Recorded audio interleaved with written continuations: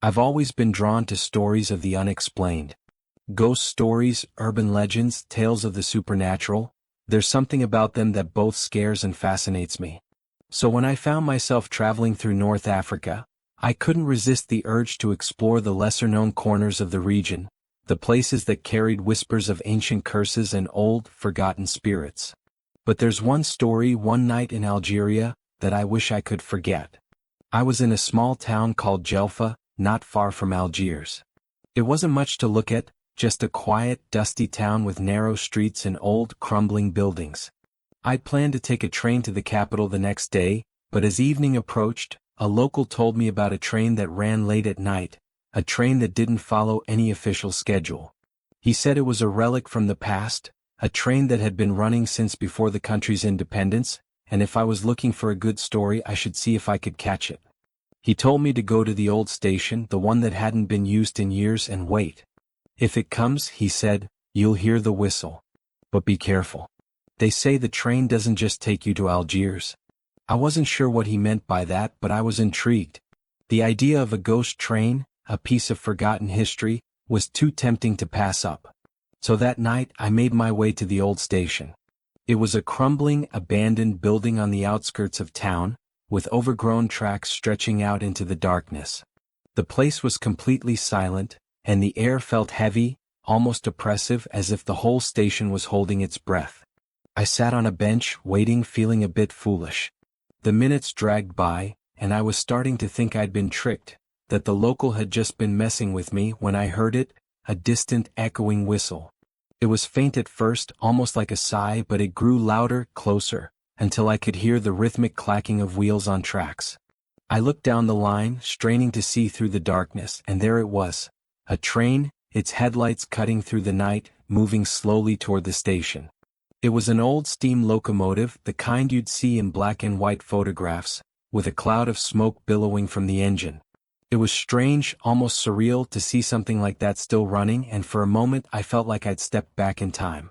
The train came to a stop in front of me, and I could see that the carriages were old and worn, their paint peeling, their windows clouded with dust.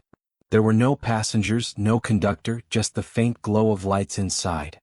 I hesitated, a sense of unease creeping over me. But then the door to one of the carriages creaked open, as if inviting me to board, and I found myself stepping forward, my curiosity getting the better of me. The inside of the train was just as old and worn as the outside. The seats were faded, the wood was scratched, and there was a musty smell, like the air hadn't been refreshed in decades. I walked down the aisle looking for a place to sit, and that's when I realized something was off. There were people in the carriage, but they weren't right.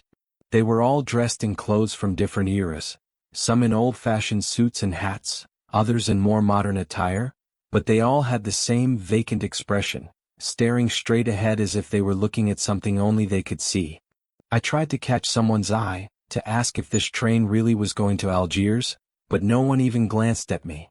It was like they didn't even know I was there. I finally found an empty seat near the back and sat down, telling myself that everything was fine, that I was just imagining things. The train started moving again, slowly at first, then picking up speed, and I settled in, trying to ignore the strange, unsettling atmosphere. As we left Djelfa behind, the view outside the window was nothing but darkness, with the occasional flicker of light from a distant village. The rhythmic sound of the train was soothing, almost hypnotic, and I felt myself starting to relax, my earlier anxiety fading. But then the lights inside the carriage flickered, and for a moment, everything went dark. When the lights came back on, I saw that the passengers had changed. They were still sitting in the same seats, still staring straight ahead, but their faces were wrong. Their eyes were hollow, dark pits, their skin was pale and gaunt, and their mouths were twisted into strange, unnatural smiles. I felt a chill run down my spine, and I looked away, trying to convince myself that I was just seeing things, that it was just a trick of the light. But when I looked back, they were still there, and they were all staring at me. I don't know how long I sat there, frozen, unable to move. The train kept moving, the sound of the wheels clattering against the tracks, but everything else was silent. The passengers didn't speak, didn't move, they just stared, their eyes empty, their smiles fixed. I wanted to get up, to get off the train, but I was afraid. afraid that if I stood up they'd follow me, that they'd do something I couldn't predict. So I stayed in my seat, gripping the armrest, my heart pounding in my chest. The train began to slow down and I felt a flicker of hope. Maybe we were stopping, maybe I could get off and find my way back to Jelfa. But when I looked out the window, I realized we weren't anywhere near Algiers. We were in the middle of the desert, with nothing but sand and rock stretching out in every direction. The train came to a halt and for a moment, everything was still. Then the door at the front of the carriage opened and a man stepped inside. He was tall, dressed in an old-fashioned conductor's uniform with a cap pulled low over his eyes. He walked slowly down the aisle, his footsteps echoing in the silence, and as he passed, the passengers began to change again. Their smiles faded, their skin darkened, and their eyes were no longer hollow. They were full of something else, something dark and malicious, something that made my stomach turn. The conductor stopped in front of me and for the first time I could see his face. He had no eyes, just empty sockets, and his skin was pale, almost translucent. He smiled at me, revealing sharp, jagged teeth, and I felt my breath catch in my throat. "Ticket please," he said, his voice low and raspy. I didn't have a ticket. I hadn't bought one, hadn't even seen anyone selling them. I stammered, trying to explain, but he just smiled wider as if he was enjoying my fear. "No ticket," he said, shaking his head slowly. "No journey." I don't know what I was thinking, but I jumped up, pushing past him, running down the aisle toward the door. The passengers watched me, their heads turning in unison, their dark eyes following me as I ran. I stumbled out of the carriage onto the sand and looked around, trying to figure out where I was.